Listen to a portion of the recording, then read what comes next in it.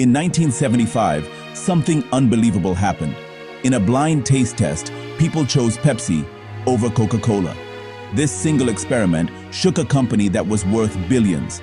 Today, Coca-Cola operates in more than 200 countries and sells over 1.9 billion drinks every single day. But even this giant once felt threatened.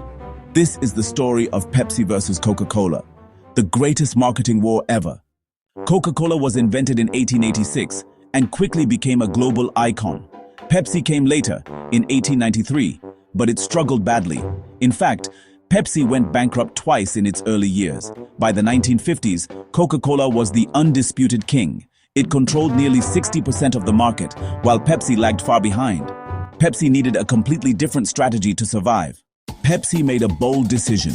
Instead of competing on taste or history, they competed on identity. They targeted the youth. The Pepsi Generation campaign positioned Pepsi as young, energetic, modern, while Coca-Cola stood for tradition, family, happiness. This was pure positioning strategy. Pepsi wasn't selling a drink. It was selling a lifestyle. In 1975, Pepsi launched one of the smartest campaigns ever. The Pepsi Challenge. Blind taste tests were conducted across malls and public places. And here's the twist. Most people preferred Pepsi. Why?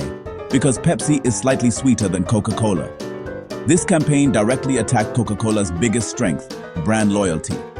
Sales of Pepsi increased significantly, and Coca-Cola started losing its psychological edge. Under pressure, Coca-Cola made a historic mistake. In 1985, they changed their 99-year-old formula and launched New Coke. It was one of the biggest product changes in history, but the reaction was disastrous. More than 400,000 complaints were received. People didn't just dislike it, they felt emotionally betrayed.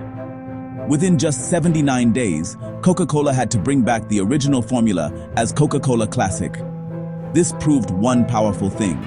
Emotional branding is stronger than product taste. The battle then shifted to advertising. Pepsi went aggressive. They signed global celebrities like Michael Jackson, Britney Spears, and Beyoncé. This was aspirational marketing. If your idol drinks Pepsi, you should too. Coca-Cola took a different route. They focused on emotional storytelling, family, friendship, togetherness. Campaigns like Open Happiness connected deeply with people. Two completely different strategies, both incredibly successful. Today, both companies are massive giants. Coca-Cola's brand value is over $90 billion. PepsiCo generates more total revenue because of its diversified products like snacks.